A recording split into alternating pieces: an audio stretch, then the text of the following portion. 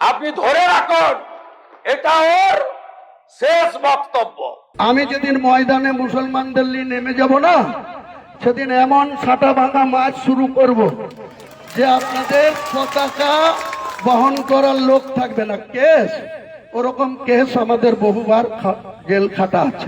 আপনাকে এইভাবে ধমক হুমকি বেপরোয়া লাগাম ছাড়া কথা বলতে দেব না, দেব না, দেব না। আপনারা ভাবছেন কেস হয়েছে, অ্যাকশন কবে হবে?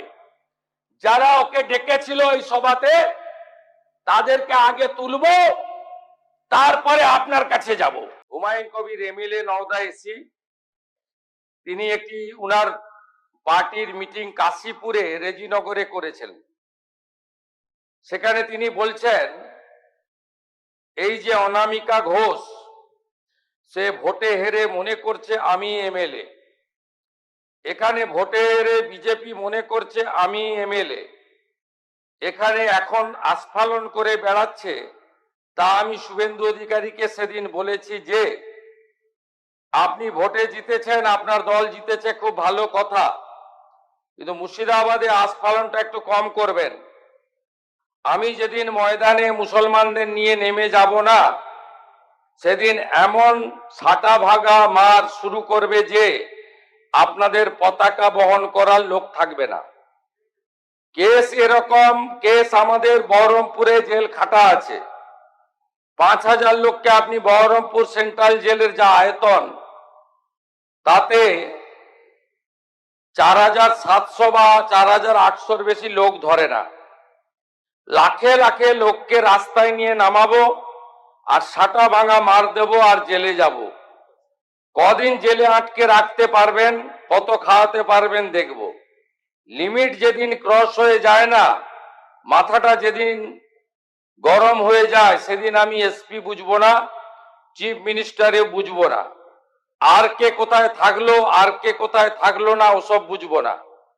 আমি নিজেই নেতৃত্ব দিয়ে দাঁড়াবো। এটা একটা ইনসিডেন্ট 1।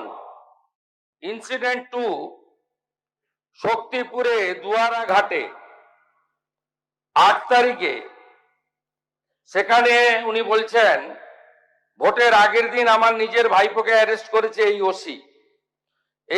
এই আমি তো ভাষা বলতে পারবো না।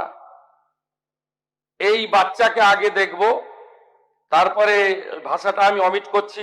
এই বাচ্চাকে এমন শিক্ষা দেব, এর বাবা 14 গোষ্ঠীর নাম ভুলিয়ে দেব। এ লালগোলাতে 500 মুসলমানের লাইফ শেষ করে দিয়ে এসেছে। সত্যভাবে বলবো, এই ওসিকে এখান থেকে সরানো শুধু না, একেবারে অকেজো পোস্টিং দিতে হবে। যদি না দেয় 10,000 লোক নিয়ে থানা ঘিরে একে কলার ধরে থানা থেকে বার করব, পারলে আমাকে রুখে নেবেন। এই দুটো ইনসিডেন্টের পরে আমার মনে হয়েছে যে এনাফি জানাব, সময় এসেছে এই ধরনের লোককে সবক শেখানোর। আপনাকে আমি পরিষ্কার বলছি, মমতা ব্যানার্জি মুখ্যমন্ত্রী নন। আপনি দুর্বল মুখ্যমন্ত্রী পেয়ে যা খুশি করেছেন, যা খুশি বলেছেন। আমি আপনাকে বলে গেলাম পুলিশ তার ব্যবস্থা নেবে। আর আমি 1 সপ্তাহ পরে মুর্শিদাবাদে যাচ্ছি। আমি প্রমাণ করে দেব ভারতবর্ষের সংবিধান, আইন শেষ কথা বলে, কোন বাতেল আবাদ শেষ কথা বলে না। আপনাকে সংযত হওয়ার, সতর্ক হওয়ার, এই ধরনের কথা প্রত্যাহার করার এবং ভবিষ্যতে এই ধরনের কথা বলার আগে 25 বার ভাবার হুঁশিয়ারি দিয়ে আমি সবাইকে আশ্বস্ত করছি।